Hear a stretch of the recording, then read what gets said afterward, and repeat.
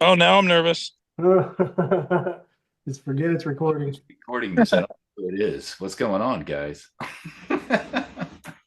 All right. So this is Axsom Outdoor Adventures, and I wanted to kind of put a round table of people together just to kind of chat and just have a conversation like we would at a tournament. Because at some of the tournaments, it kind of made me realize that's what people go back to the tournaments for, the friendship and the people there. You can shoot slingshots in your backyard, but it's the people that make it a fun event at a place, a destination. So with that, Luke and Michael, why don't you guys just introduce yourselves, plug any social media you have, and I'd like to hear how both of you guys got started slingshotting because that's always story. That's always one of the stories that interests me when I meet shooters. All right, Luke, here we go. We gonna paper, rock, scissors for it, or how? Can you even see me? Yeah. Yeah. All right, ready? One, two, three, shoot. Oh, you won. You're up. You pizzaed when you should have French fried. Um, yeah. Well, I've met both of you. Coin, I met you just briefly at East Coast, maybe Yes. just in passing. You were sitting next to me at one of the tables, but I don't know if we really introduced each other. I can't remember now. East Coast tournament was my first. This East Coast 2024 was my first slingshot tournament. And so I was still trying to put together people's faces with their fake names, their YouTube names and stuff. So I really didn't know a lot of folks. I recognized a lot of people, but I didn't really know who I was talking to at any given moment, really. I met so many new people there.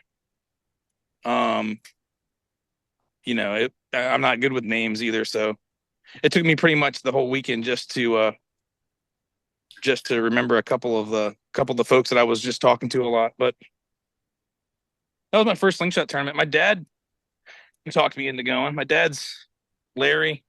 People call him Uncle Larry, aka Slingshot Wizard. My dad's been shooting slingshots for I don't know 3 or 4 years. His story is more interesting than mine. Basically, he nagged me enough about slingshots to where I eventually picked one up and shot it a little bit. So that's what I'm trying to do with Uh, my son now. yeah, and he was on me like he got me and my both my kids slingshots for Christmas like two Christmases ago, and they just kind of sat in a box for probably a year before What I did he even get you? even.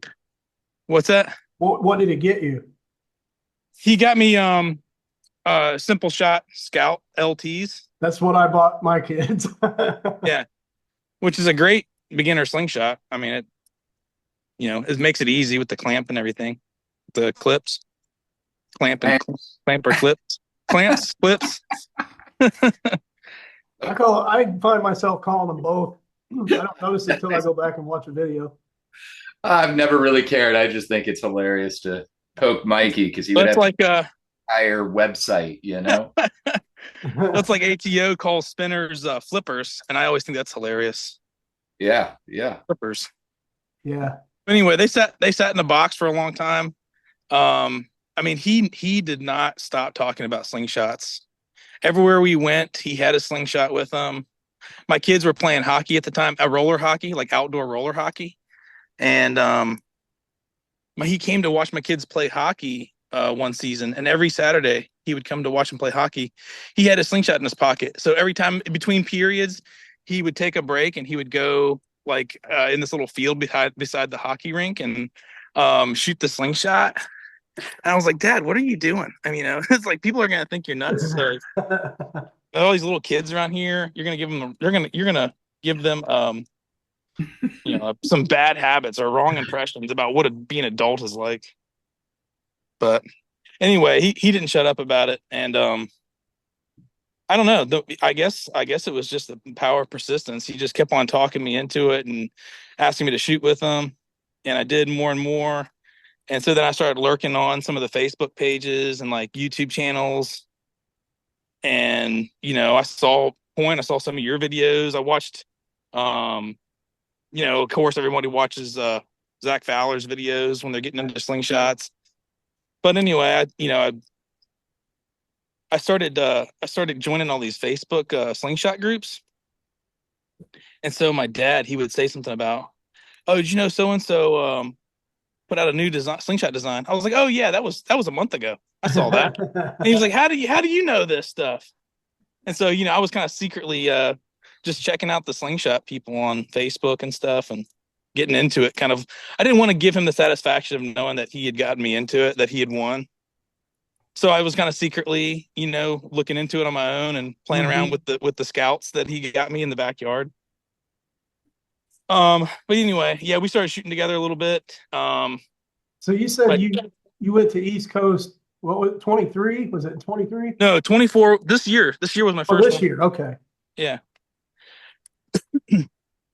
Um, and it was awesome. I mean, just like everybody's experience with, I feel like everybody's experience at any slingshot tournament, the people are just so gracious and kind and welcoming and warm. Absolutely. Um, and Matter of and fact, your dad, did he go to Hocking Hill in 23? yeah, my dad went to East Coast 23 and Hocking Hill 23. That was his first tournaments. Was the year before I really started going to tournaments. Okay, because I felt like I had met him at Hocking Hill 23. Yeah, he was there. And that's where I met you as well, Coin. That was the first time we met. And you were one of the first people to come up and greet me. And that was, as was your dad. And that's always welcoming because, like you talked about, the people are just so, you're always nervous the first time you walk up, but it's always nice to have somebody like your dad there greeting people. Yeah, absolutely. I mean, it's and Andrew, we were at the AIM tournament, the first annual AIM tournament this past summer, and I thought it was awesome when we saw those guys walk up, or they rode in there, they rode into the park on their little gator or whatever it was, the little four Uh, wheeler. yeah, And yeah. they remember, were you there that night when those guys came up to they came out to the like the practice range? Well, I didn't stay overnight because I only live an hour away from there. So I drove Oh, okay. home. But So it I was knew the that first. because it was a public park, I knew that there were people coming in that were taking interest. Yeah, there was, well, the first night of that tournament, there was these guys. They were neighbors of the park. They lived down the street from the park, and I guess they heard all the commotion and they rode in there on their four wheeler just to see what was Wow, going on. And it was a that's guy and his two sons. They were, older. I don't know if they were adult sons, but they were like older teenagers or something. And they were having a ball. We were showing them. Jordan Smothers was there under that tent, and he was giving them kind of instruction on the um some of the simple shot slingshots that he had brought with them, and we were all kind of showing. Moan was there, and Moan's always loud, and wherever Moan is, the party is. So I mean, it was just a huge ball, and these guys were having so much fun. It was these three dudes had never shot a slingshot before, and and I just thought about that. I was like, what a great testament to like just the welcoming spirit of the slingshot community. These guys had no idea what was going on, of the slingshot event that was going on in their town that was right down the street from them. right. And they show up and just start having like pretty much a party with a bunch of slingshot nerds. It was cool. And I was just see, like, this is such a great thing to be a part of. last year at Hocking Hill in 23, I went to Hocking Hill in 24, but in 23, I went into the town a little bit more there in Logan, Ohio, and I was in a little antique shop, and it was like a flea market, one of those booth type places. And the guy I was talking to in there was asking me where we were from, and I told him we were there for a slingshot tournament. He had no idea, and he thought that sounded like the coolest thing in the world. So I told him, I asked him if he knew the Scott and those guys, and he said he knew the family. So I told him get a hold of them and find out about it. But yeah, that's why we need stuff like this, I think, to put out there and let more people know about the tournament specifically, but just the whole community. Yeah, absolutely. My first experience at a tournament was definitely Hocking Hill, same as yours, Andrew. 23. That was my first time there too. But when I showed up, it was a nearly year anniversary, if not just over a year anniversary of shooting, and Same for me. It was videos like Zachary Fowler that got Mhm. me into it. I remember seeing uh it might have been a JB video. It was probably Chuck and Steele had some awesome shot that I saw, and then I looked up something with Zachary Fowler and saw his stuff, and I was like, wow, I didn't know slingshots could be that accurate, you know? And then like I was on the journey to see if I could do that. And felt like I was getting pretty good. Hocking Hills then popped up in my like I found that in a Facebook thing, and I remember I was like probably 2 months or 3 months into shooting, and I was like, "There's no way." Like I can't go to a tournament. I don't know these guys. I don't know if it's big. I was upset I had missed ECST. You know, that seemed like this big, well known thing. You know, and I think I watched one of Zachary's videos about it and was like, oh, wow, that looked like a cool time. And then there's this other guy building out a deck and getting Hocking Hills put together. And I'm like, well, I'm going to hold off. And I regretted it after watching videos and hearing people, you know, talk about it. And so I wish I would have gone in 2022, but 2023, I showed up and it was like, I had found my family, my peeps. Like Right. everybody was so welcoming immediately. Um, yeah, I remember just being like, wow, like I didn't know these people, and suddenly I do, and it's been ever since then going on. Yeah, And now I think you and I may have started in the hobby then around the same time. I get like, I mean, my dad had a wrist rocket when I was a kid. So, yeah, back in the 80s, I played with that. But as an adult, rediscovering slingshots, I think it was in June of 22. And so a guy at work showed me a Rufus Hussey video. And I was amazed. And I went home that night and I started going through and I found Can Vandal and ATO and yep, slinging Chuck and Steel, just all the different ones that were big at that time, and they're still big. And yeah, I just was hooked, and I ordered a Axsom that night, and that I got into all the Facebook groups.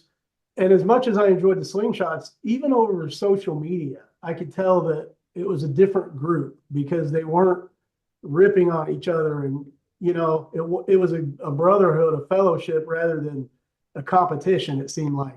Oh, I hear you. I'm sure if you guys follow on social media, I quite often make the joke, if you're not doing it like me, you're doing it wrong. And it's because that comes out of the like the model planes and RC plane, the AMA people that I used to fly with. Like if you show up to one of these flying fields, like, oh, well, you're not allowed to fly like that, or you can't do this, or you got to have gas, and why are you electric, and blah blah.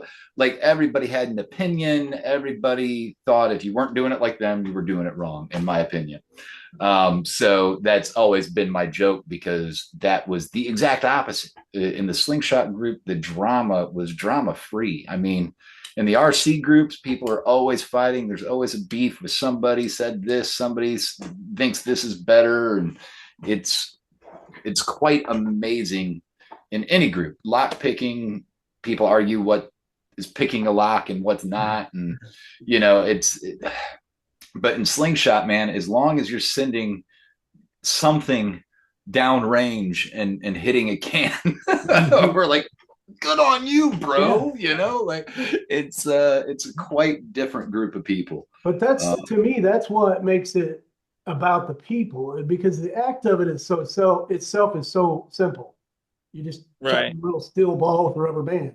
Yeah, I don't know if I would have. I really don't know. I mean, it was fun. My dad got me into it, and of course, it's the fellowship that I had with him that really got me started with it. So being with somebody shooting, I don't see how people go years and years shooting in their backyard by themselves because, like you said, getting together with, I get together with the RVA crew, the RVA yeah, folks, Moan and Lori, and there's a ton of them. Mike Wynn is over there all the time. Marshall. I mean, there's a bunch of them that meet regularly, and that's I look forward to that. It's like we try to get better so we can kind of show each other up and challenge each other, and we make each other better, shooters that way. But yeah, I don't know how you get, keep the passion alive for the sport if you're not meeting with people and talking to people that have the same interests. And um it's just that's the spirit of the sport right there, is just getting together with people and having fun with it. Absolutely. I could care less if how good I am or how accurate I am. It is fun, to try different things and challenge each other. But the worst shooter at the RVA shooting Annie is having just as much fun as the best shooters at the RVA shooting Annie, and they don't care one bit, how how good they're shooting any particular day. I don't care if I'm any good either. I don't, not at all. No, I honestly, you're right.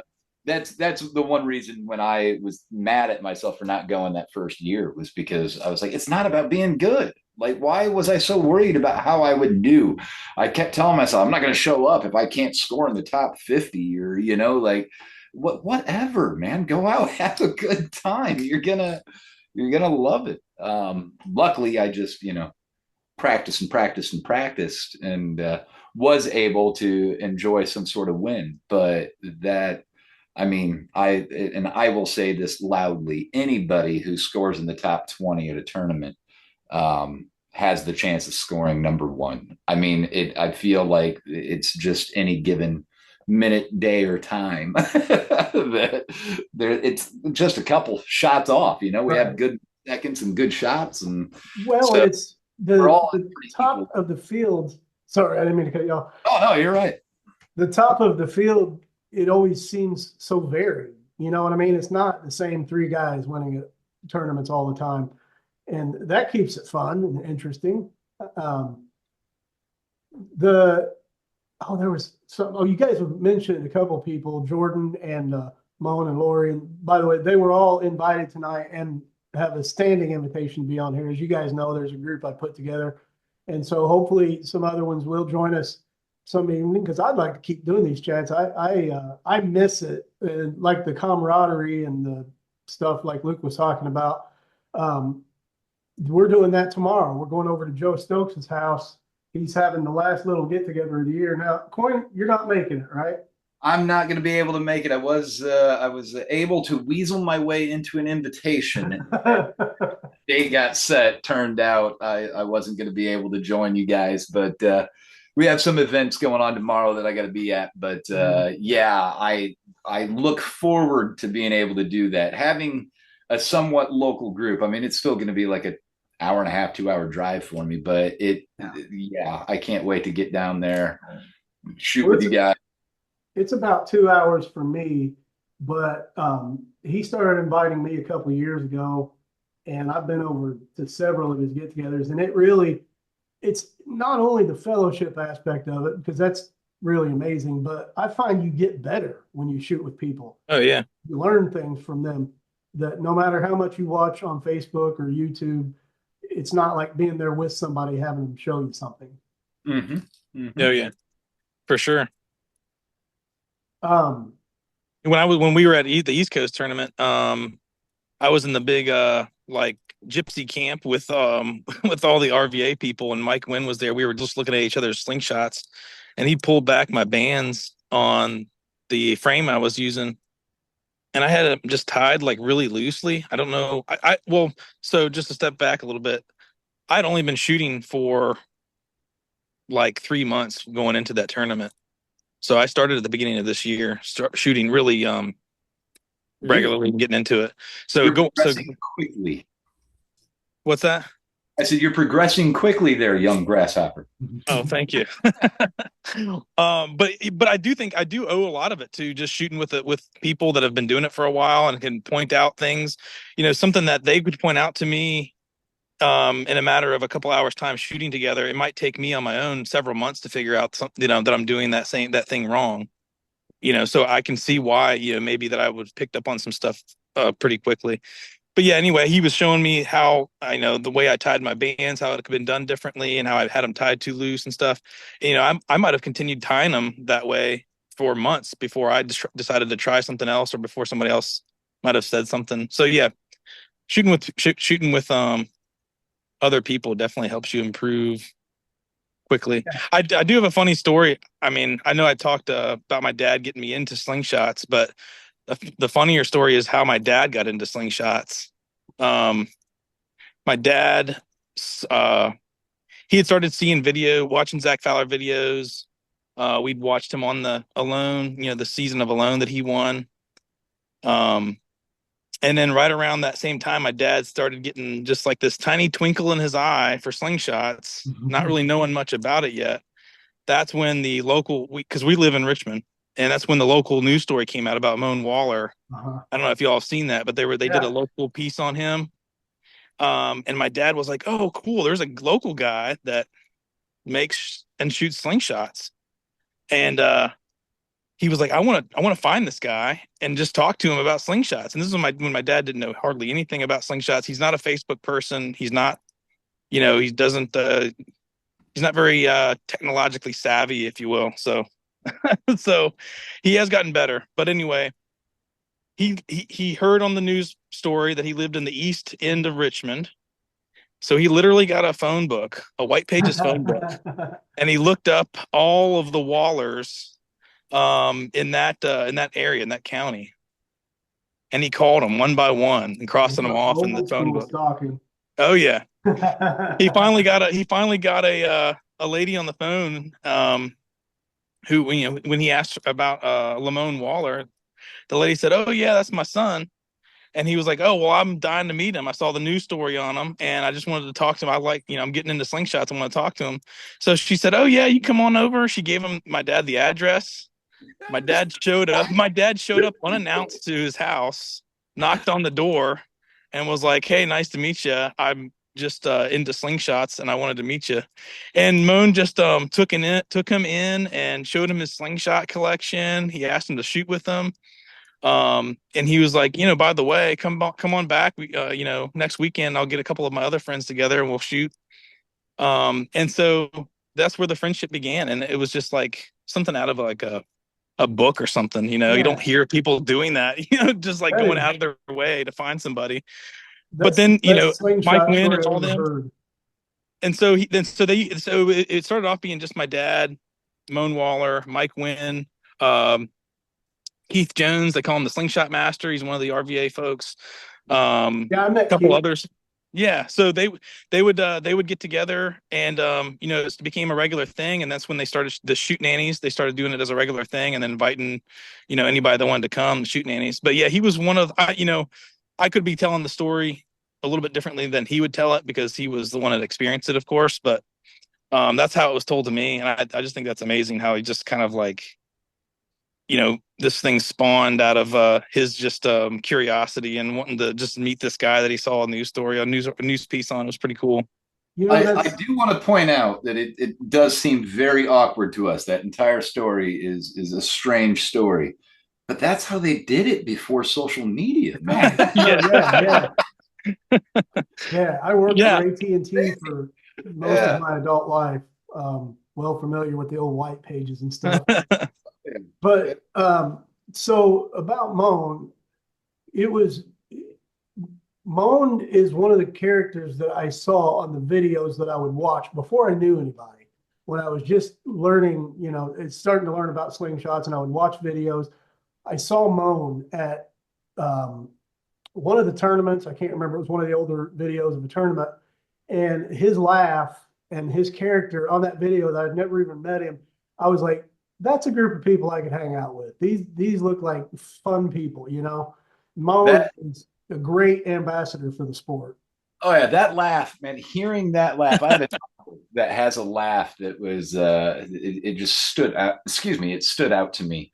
And Moan has one of those types of laughs. It's not the same laugh, but it's just one that like stands out, and you can pick it out of a crowd. But it's In fact, genuine. when I first showed up to HHST my first time in 2023, I remember being bummed as I got out of the car and was just kind of like standing around, starting to unload some stuff, and hadn't really talked to anybody.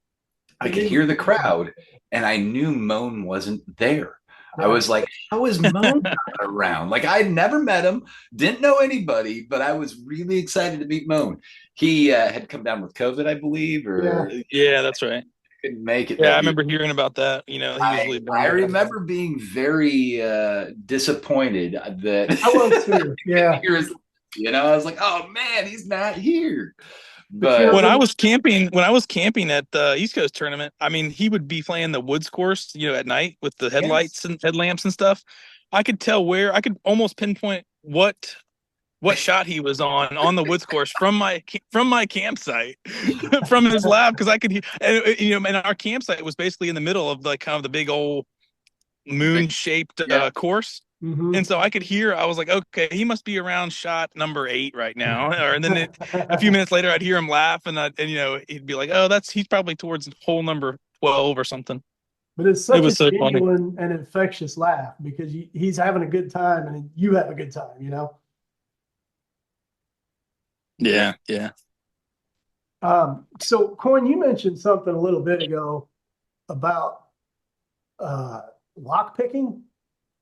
yeah, it's so I have a lot of different weird hobbies. I call them weird just because they're not your standard hobbies. But yeah, lock picking is one of those hobbies I have, which Well, interesting. I was chit chatting with Nathan Masters at ECST. Turns out he's a big lock picker too. He'll travel with them.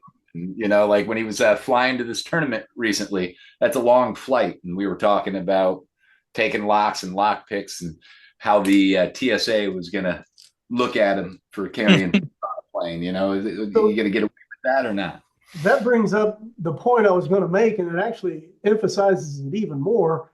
Mhm. I've always been somebody that's into kind of weird hobbies. And I think that we're the kind of people that get drawn to slingshots because it's something unusual and not mainstream. Because I've noticed that in addition to me, there seems to be a lot of other people in the sport that have weird or unusual hobbies. And I think it's because it's our personality type. We don't like the mainstream stuff.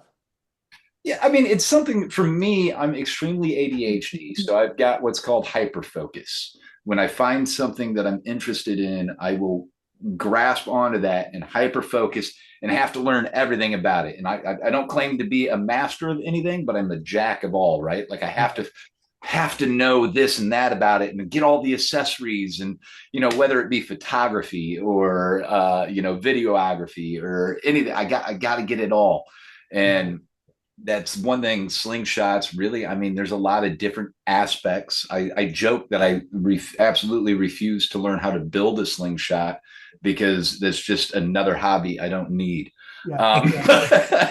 But the problem is I need to learn because I need to start supporting my addiction of buying the slings. But Yeah. Fun to buy it's though. the hyper focus is always something I think that draws a lot of us into it. I go by the name Coinworker because I'm a magician. That's one of my hobbies. And in Okay. fact, here is a deck of cards I got from another magician at ECST. And there were 3 of us sitting around talking about our magician days and our hobby and love for magic tricks. Now I recognize that logo on there. Yes, oh my gosh. Coon, is that Tim. That's Tim Foster. Thank you, Tim Foster. I was going to say, suddenly, man, now I don't feel so bad. I was afraid I was going to remember his name. Yeah, it's Tim Foster's deck of cards. He made a deck, and that's his logo there. And That's cool. I've got a small collection of cards up here. I don't know if you can see all of that, but when I was younger, I was interested in card and coin tricks and stuff, sleight of hand like that. Never got good at it.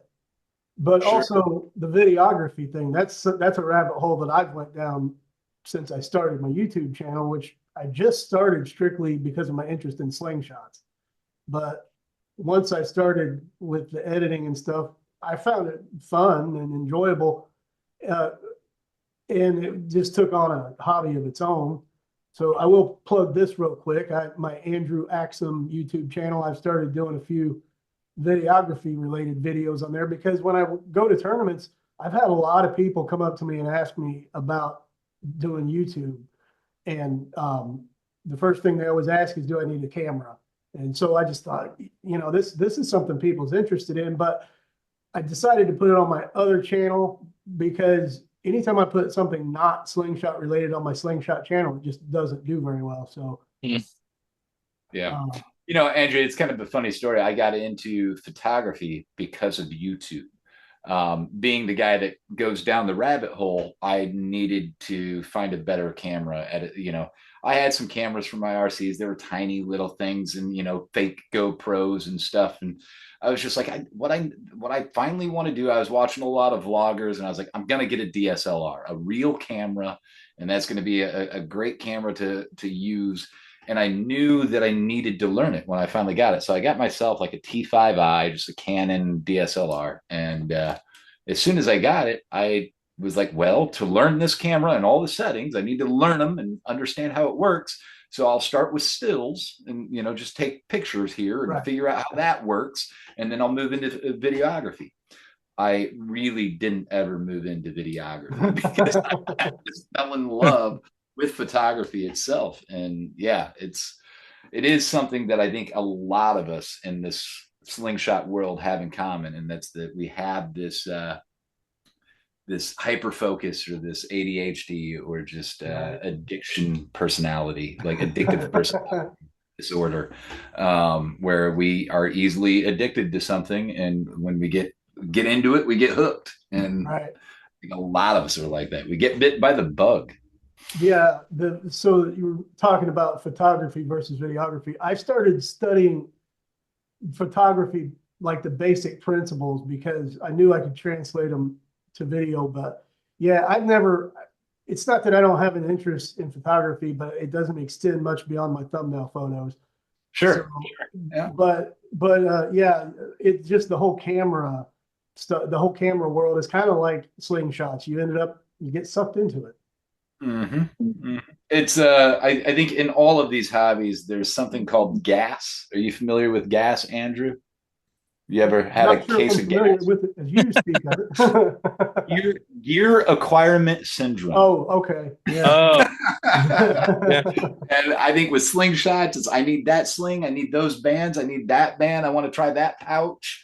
What about this ammo? Is clay better than steel? Is steel better than clay? You know, like you can't stop. Oh, I need to try through the forks now. Oh, Yeah, I it's need to. like you also want to make sure there's not something out there that could possibly improve your game or improve your performance. So it's like, how many Y-shaped slingshots do I have to try before I realize that they're all Y-shaped slingshots? And it's a matter of how I'm holding it and how I'm looking down. Because I definitely got into that trap. I mean, I'm not saying it's a trap. It's fun. It's fun collecting slingshots and trying different ones out. I also love supporting makers of slingshots. But you know, did y'all go through a period of time where it was just like multiple slingshots a week that you Oh were yeah. buying or trying out or trading or something like that? Because I got a I went through about 4 months of that.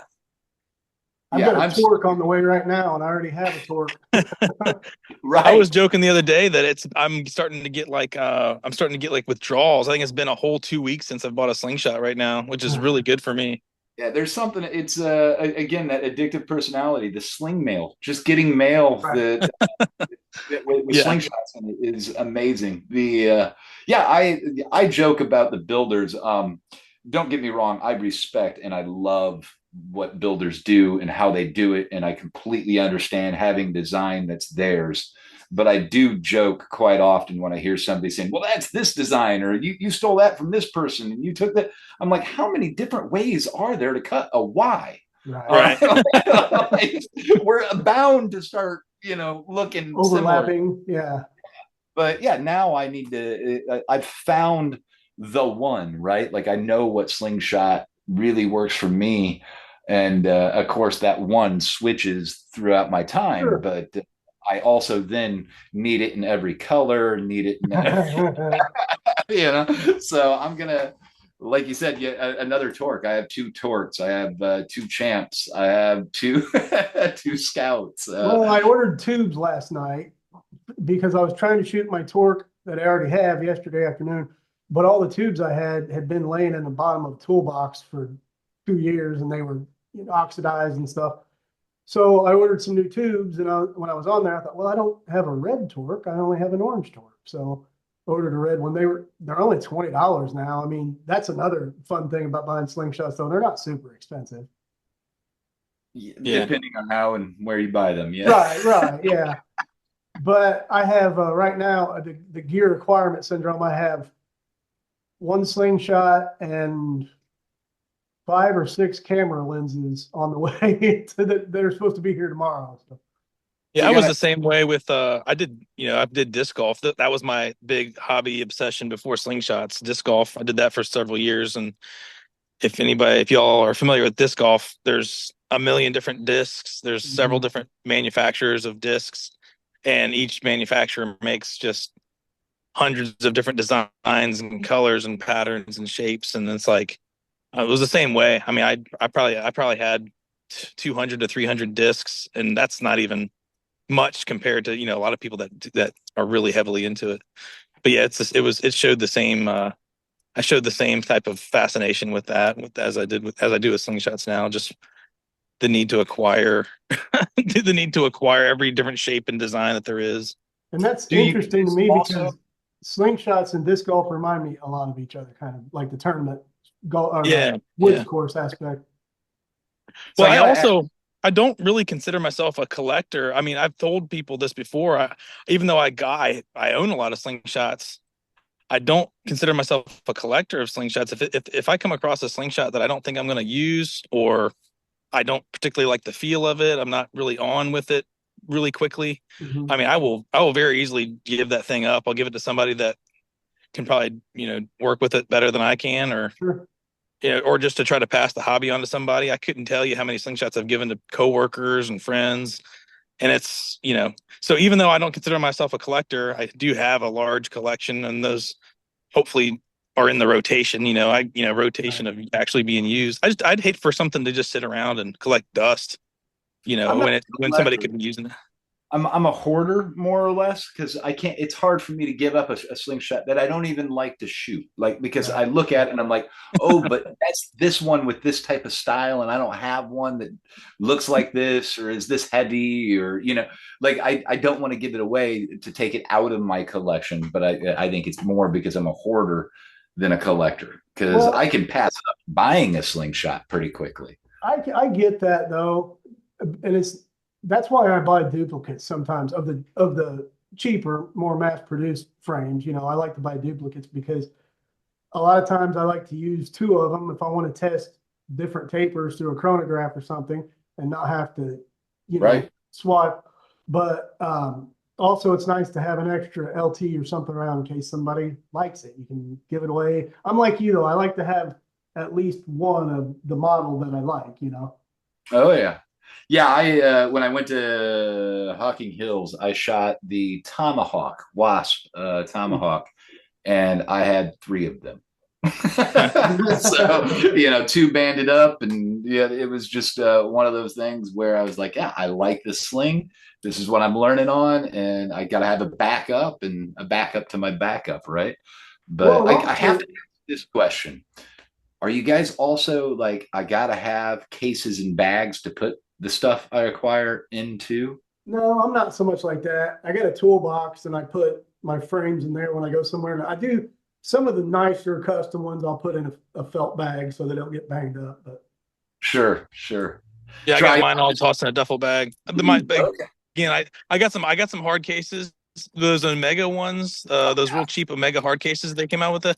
Those are awesome because they're cheap and they do the job. And I bought several of those to put all my nicer ones in.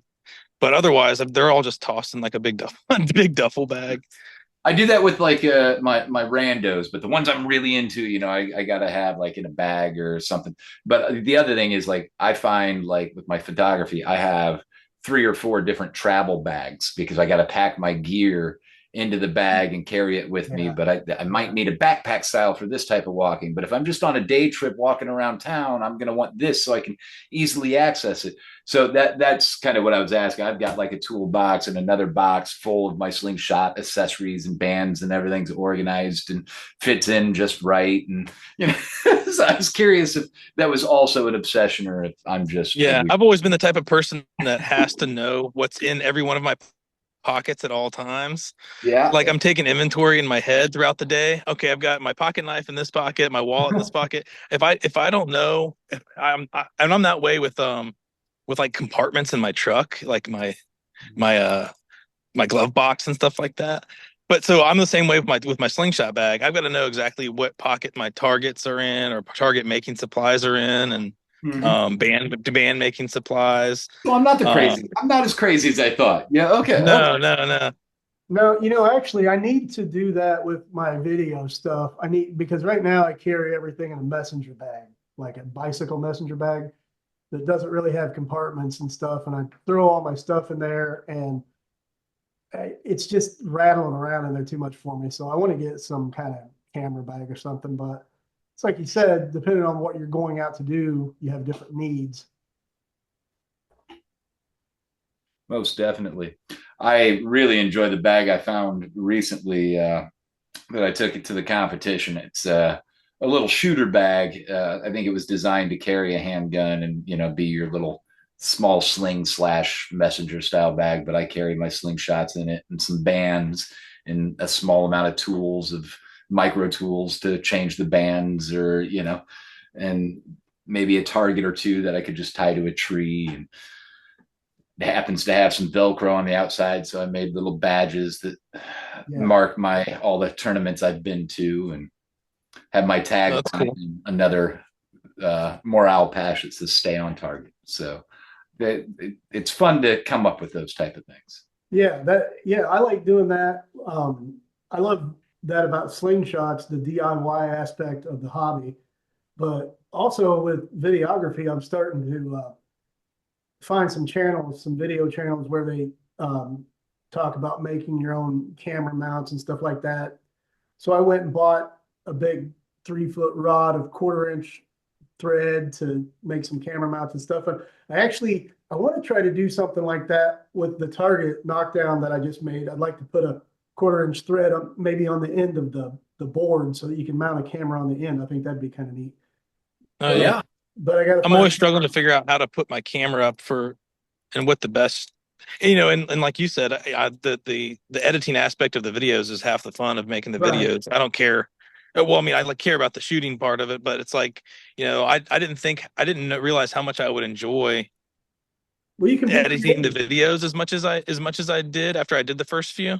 Yeah. But yeah, I'm always struggling to figure out where to put the camera, and I've got like this little thing that I put my phone in. It's like a little mounting thing that stretches out and everything. But my dad was actually telling me he was hitting his forks the other day, and he couldn't figure out why he hadn't changed anything in his shooting. He didn't think so. I said, well, the best thing to do is to mount a camera Hmm. adjacent to where you're shooting from a side angle and film yourself so you can review and see what your arms and elbows is doing and everything. And then he was like, well, how do I do that? Now I got to get a camera mount. And so my dad's now looking at camera equipment, or at least for his phone, so something to Sure. mount his phone on. But it's just funny you say that because we're always thinking about, how to wrap the phone around something to try to get the best Yeah. shot of something. And that's a It's lot of definitely fun a too. good I mean, tinkering sport. that's the whole figuring out. I don't know. I like that. I guess that's what sucks me into the videography aspect of it. I like going out and playing with different camera angles and taking them back in and see what they look like and stuff. But um, I am going to have to probably wrap this up in a few minutes because I got to get up early to go over to Joe's tomorrow. But you guys, I wanted to give you a chance to plug your channels because I really enjoy watching both of them. So go ahead. Okay. I'm Go Luke. ahead. Cool Hand Luke. Cool Hand Luke RVA is my YouTube channel. I just started it after I got back from the East Coast tournament this summer. Matter of fact, I think my very first thing I posted was just kind of like a montage of pictures from the AIM tournament. I think that was kind of the first thing I posted up there. And then yeah, just recently just got really into doing like the shorts and videos and stuff. But yeah, Cool Hand Luke RVA Cool. And I on am. That's YouTube. great to know. I've been enjoying watching those vids. I'm Coinworker on YouTube, and my full name is Michael Stellingworth on Facebook. You can hit me up in the USA Slingshot group or pretty much any slingshot related group. But Coinworker on YouTube. I mainly go live because, unlike you guys, the editing thing, like for me, photography and editing is a very detailed oriented. And if I'm not going to do it right, I'm not going to do it at all. So I rarely do videos because I feel like I just don't edit well and need to learn to edit better. So I find myself just doing a live because it's just one long shot, easy post. I'm lazy, is what I I tell enjoy your everybody. lives. They keep me company over But the overnight. Yeah, I think they're great too. I enjoyed the one you did the other day. You showed off your Bart Simpson style treehouse of a garage with all the cool hobby stuff hanging from the ceiling. it is. It's fun. That's but yeah, so if you do check me out, hit that notification bell so you know when I'm live. All right, guys. Well, I plan on doing some more of these. It looks like there was somebody else trying to join right there at the end, but since we're getting ready to wrap this up, I'm gonna not necessarily answer that. But I'd like to do some. I'll text him here in a second, let him know we're just finishing up. Okay. I'd like to do some more of these though. I've had a good time, and this is kind of exactly what I had in mind. And the more the merrier. So hopefully the other people on that group will see this and realize that they missed out on a good conversation. Yeah, it was fun. Thanks a lot. I appreciate you inviting No me. problem. Yeah, this has been great. I hope we get to do it again. Thanks for having me. And yeah, anytime. You let me know, Andrew. Absolutely. I'd like to try to do something like this weekly if I can squeeze it in. So I know not everybody may be able to, but I think it's fun. So appreciate it, guys. Thanks for joining me tonight. Yeah, take Thanks. care. All right. See you guys. Yep. See ya.